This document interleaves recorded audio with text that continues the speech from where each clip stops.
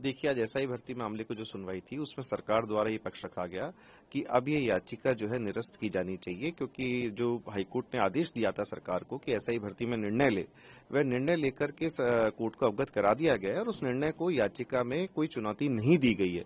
तो जब नए निर्णय को कोई चुनौती नहीं दी गई है तो उस स्थिति में ये याचिका अब सुनी नहीं जानी चाहिए। याचिकाकर्ता में कौन कौन लोग हैं? ऐसे भी लोग हैं जिन चयनित हुए थे, कुछ है जो न्यूनतम अंक भी नहीं ले आ गए थे।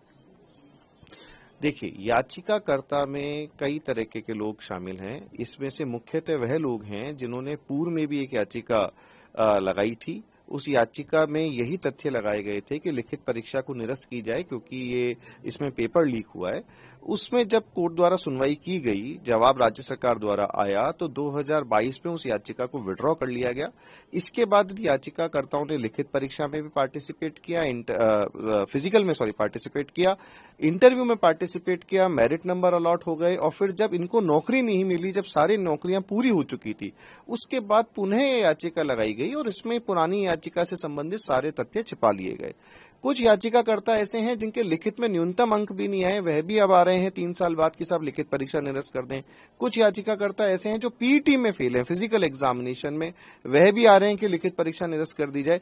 तो ये सारे तथ्य जो है आज कोर्ट के सामने लाए गए कि याचिकाकर्ताओं की मंशा जो है वो येन केन प्रकरण इस भर्ती को निरस्त करा करके लोगों को नौकरी से वंचित करना है और इसी उद्देश्य से ये याचिका लगाई गई है। सुनवाई के दौरान मुख्यमंत्री कार्यालय में फाइल का रहना भी चर्चा में आया।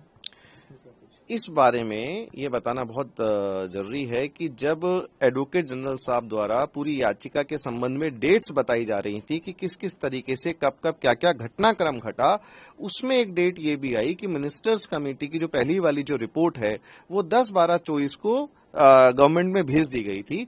तो कोर्ट का ये कहना था कि मुख्यमंत्री कार्यालय में जब ये रिपोर्ट रही तो वहां पर क्या हुआ, इस पर एजी साहब ने बताया कि इस पर कई जो अधिकारीगण होते हैं वहां पे विचार विमर्श किया गया। ये माना गया कि जो एसआईटी की रिपोर्ट है उसमें इतने तथ्य साफ नहीं है कि मास स्केल पर हुआ होगा।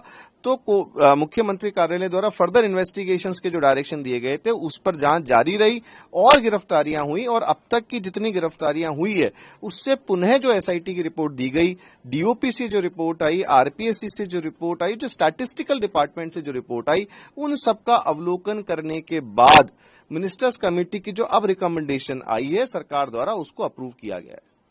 तमाम जो तथ्य रखे गए उससे क्या लगता है कि मोटिव उनका ये लग रहा है कि भर्ती को रद्द करा दिया जाए, ना कि जांच कराई जाए? देखिए, याचिकाकर्ताओं की पूरी याचिका का बेसिस ही सरकार की जांच है। उनका ये मानना है कि एसआईटी ने जांच करी, उसने गिरफ्तारियां करी, एसआईटी ने रिपोर्ट दी, मिनिस्टर्स की कमेटी सरकार ने बनाई, उसने रिपोर्ट दी, एडवोकेट जनरल की ओपिनियन आई। तो जो सरकार द्वारा कार्रवाइयां की गई है उन कार्रवाइयों को बेसिस बना करके वह लोग जो अब अनुत्तीर्ण रह गए हैं वह चाहते हैं कि भर्ती निरस्त हो जाए। तो सरकार की कार्रवाई नहीं करने का कोई केस याचिकाकर्ताओं का बन ही नहीं रहा। और इसमें यह भी इंपॉर्टेंट है कि जितने भी दोषी जो कैंडिडेट्स थे उनको सरकार द्वारा हटा दिया गया।